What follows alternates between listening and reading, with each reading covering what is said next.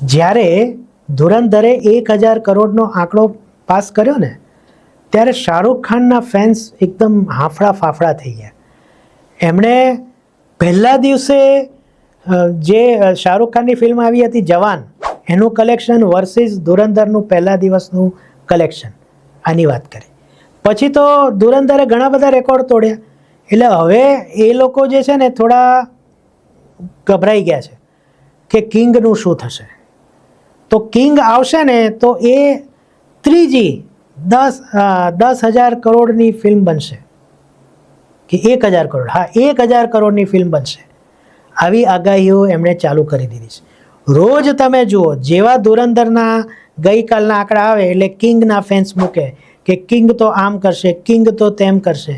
અરે ભાઈ, છેવટે તો જે ફિલ્મ છે એ દર્શકોને ગમશે તો સારું કરશે, નહીં ગમે તો ખરાબ કરશે. તમે લોકોએ, એટલે તમે લોકોએ નહીં પણ અમુક લોકોએ જ્યારે ધુરંધર આવવાની હતી એના આગલા દિવસથી જ એને ફ્લોપ જાહેર કરી દીધી હતી. હવે કિંગને તમે અત્યારથી જ 1000 કરોડવાળી ફિલ્મ કહી રહ્યા છો, જ્યારે હજી એની રિલીઝ ડેટ પણ આવી નથી. અરે ટીઝર ટ્રેલર પણ નથી આવ્યું. તો